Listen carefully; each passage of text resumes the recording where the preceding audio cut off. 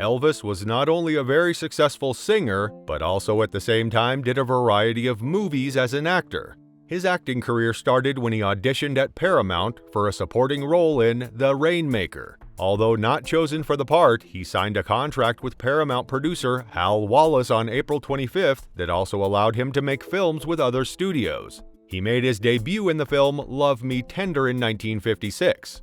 Here's a fun fact for you. Elvis's fans actually protested when they came to know that Elvis dies in the movie in the end, which forced the filmmakers to change the ending. Speaks volumes about his popularity. Elvis and the Memphis Mafia traveled all around the world while he was doing movies, and today the Memphis Mafia wants to discuss his movie days.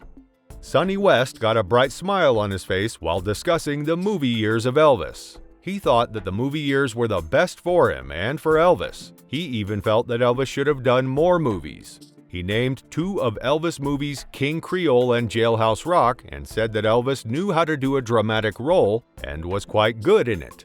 For years, they were the best. The movie years were the best years that I spent with him. They were not only the first years I spent with him, but they just far outweigh the touring. You know, it wouldn't have bothered me if he had never toured again. I mean, if he had just kept, but he wanted to make other movies, and he should have. He should have had more drama, because you see King Creole and Jailhouse Rock, you know he can carry a drama.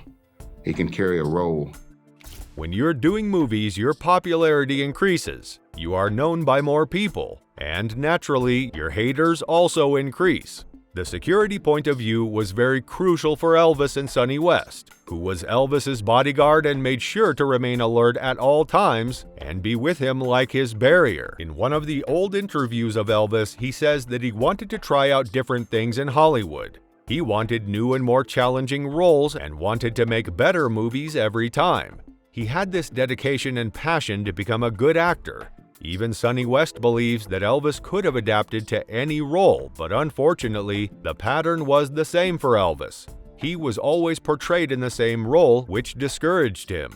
Jerry Schilling thought the movies of Elvis were getting worse with time, and what was getting even more ridiculous were the song tracks. Elvis was made a promise that his movie songs will never be released on record, but all those promises were broken. One of the songs which was not supposed to be released was Old MacDonald Had a Farm, and this had a negative impact on him. For years, he did 2 or 3, good movies when he came back.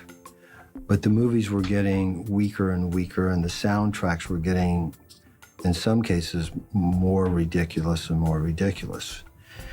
And he didn't want to record too many movie songs, and he was promised when he did a movie song, especially a situation scene, that they would never be released on records. It was another lie to Elvis. When he did Old MacDonald Had a Farm, that was never to come out. Elvis got more and more fame working in the movies. More fame even meant more stress for the Memphis Mafia, as there was a lot more to do now. Sonny West needed to take care of the security even more. Marty Lacker, who was Elvis's accountant, had more jobs to do, and it was a similar situation for every member of the Memphis Mafia who had some job or the other. The schedule was quite hectic for the Memphis Mafia and Elvis, and this is when the story of drugs started. We have made a detailed video on this topic, so do check that out. Marty Lacker told his story about how Elvis offered him a pill. Marty took one pill and said that it actually kept him awake for 3 days and made him feel quite good. Eventually, Marty got addicted to it and the dosage of drugs kept increasing. About 4 of them, and he said, "Here, don't take them all at once, just take them every couple of hours." I stayed up for 3 days. And to be quite honest with you, it gives you one hell of a good feeling. So I kept taking them. I took them for 15 years.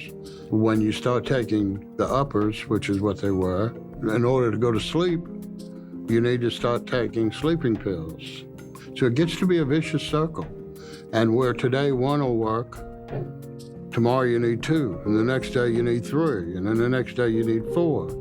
And after 15 years, it gets pretty... Sonny West said that he could not take the pills every time, but sometimes he was forced to. Elvis used to stay up late at night, and Sonny West needed those pills to keep himself energetic and alert. I couldn't take them every day. Not to be the goody-goody, but I just couldn't take that pill because I knew what it was going to do to me. Make my mouth dry, it was just going to make me wired all day, and I just didn't want to do it.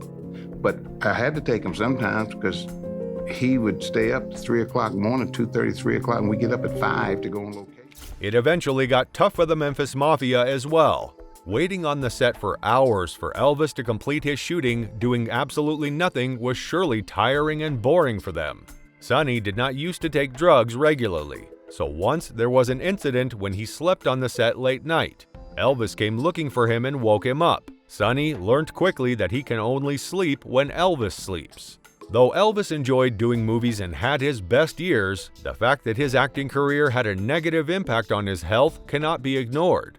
It was the reason why he started taking drugs, which eventually led to his health problems. So, was working in movies actually worth it for Elvis? Do tell us your views. Meet you in the next video.